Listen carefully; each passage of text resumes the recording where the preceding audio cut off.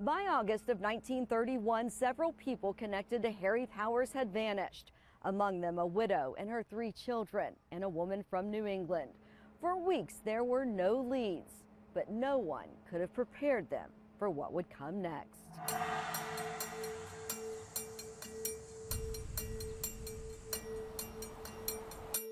It had been weeks since Asta Eicher and her 3 children had been seen in Illinois. Police there started to investigate, looking closely into her last known contacts. One being a man from Clarksburg, West Virginia named Cornelius O. Pearson.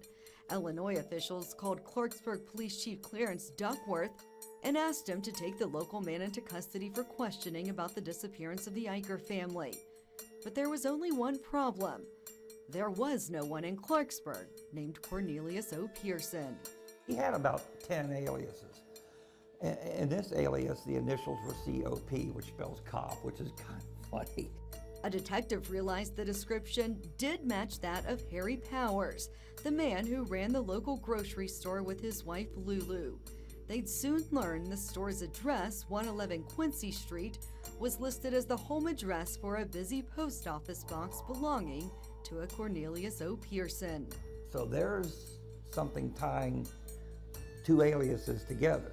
Powers denied knowing anything about Asta Eicher and her children when police came knocking. But a garage on the Quiet Dell farm where Powers lived with Lulu got their attention. They decide they really need to look in that garage. They just needed a warrant. What they do is they find a judge who gives them a warrant to investigate him for bootlegging. Prying the lock from the door, and it didn't take long for the police to know they were getting close.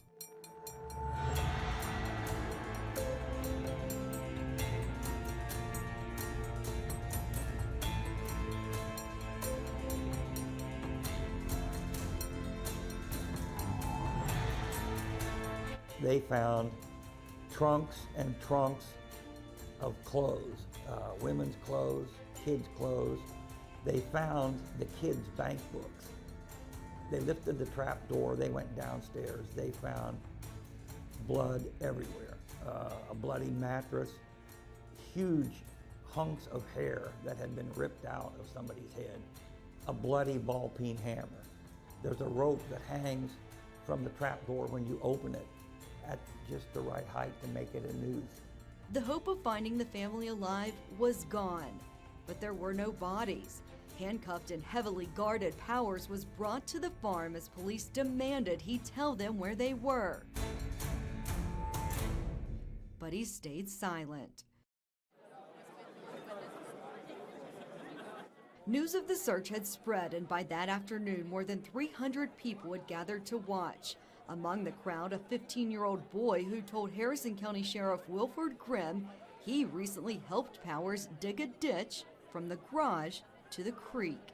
And they're like, okay, let's try that. And they had only turned over a few shovels full of dirt before the stench hit them. There they found Asta Eicher wrapped in burlap, her 3 kids wrapped in burlap. They had been starved almost to the point of death. Asta and Gerta and Annabelle had been strangled or hung by the rope. 12-year-old Harry Eicher had been struck repeatedly with a hammer found with the bodies. Powers, dubbed now by reporters as the Bluebeard of Quiet Dell, would later write in his confession statement that he wanted to make the boy watch as he killed his mother and sisters. But the boy put up such a ruckus screaming that he had no choice but to beat his head in with the hammer. The crowd had grown even more with the discovery of the 4 bodies. Men, women, children, all gathering to see the horror firsthand. At one point, someone in the crowd put up a fence and started charging admission. Others were taking souvenirs from what they were calling the murder garage. My father-in-law is in that crowd, and the crowd is around this way, and he's sort of standing out from the crowd just a little as they are watching the bodies being, taken out of the ground. Lifelong Clarksburg native Vonda Wetzel has never known her hometown without the story of the Bluebeard running through it. I had Miss Hollins for typing, and she wouldn't let us use the green ink because she said Harry Powers wrote his love letters in green ink. So we were never allowed to use green ink in any of her classes. She taught several classes. The crowd at the farm eventually made its way to the Harrison County Jail, where Powers was inside for questioning. The interrogation, then called the 3rd degree, lasting until almost dawn. Back then, the 3rd degree involved chains, fists, pipes. They kept him all night interrogating him.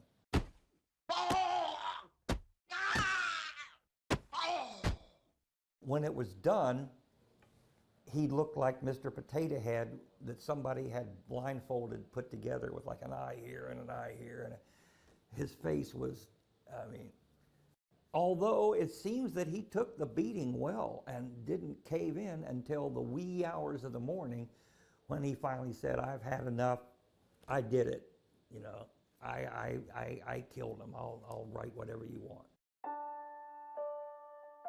By then, another body had been discovered, a dark-haired woman who appeared to have been buried about 3 weeks. Found with a belt still around her neck, a charred bank book found in the ashes of a bonfire behind the garage identified her as Dorothy Lemke.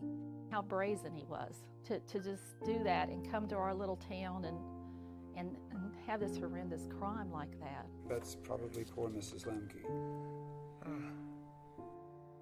It was a crime that enraged the citizens of Harrison County. On September 20th, 1931, an angry mob of nearly 5,000 people surrounded the county jail and demanded Powers be released to them to swiftly administer justice. The Clarksburg Fire Department helped try and dispel the crowd that only tore its fire hoses to keep from being sprayed with water. It took hours for police to get it under control, sneaking Powers out in the middle of the night to Moundsville Prison to keep him from being killed.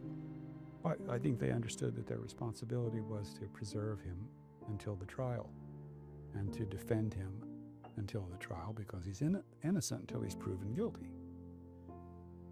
And so they carried him off to Moundsville. The courthouse here in Clarksburg was under construction, moving the trial here to where Moore's Opera House once stood. Reporters from across the nation came here to cover the trial of the century. They were packed alongside hundreds of community members who were hungry for justice and lining up every day to get a seat inside. They had reporters there from Alaska. This was the big story in America. The trial took just 5 days. On December 12, 1931, Judge John Southern sentenced Powers to death by hanging, writing that he was to die at Moundsville on March 18, 1932, between sunrise and set. It's back to Moundsville for execution. He arrived here in the penitentiary in December 1931. His execution here at the West Virginia State Penitentiary in Moundsville would mark the end of a haunting chapter in West Virginia history. It would become Harry Powers' final stop in a murderous journey that investigators don't think started and ended in Harrison County. What he'd tell the warden just before his death that would earn him a spot as one of the country's most notorious serial killers.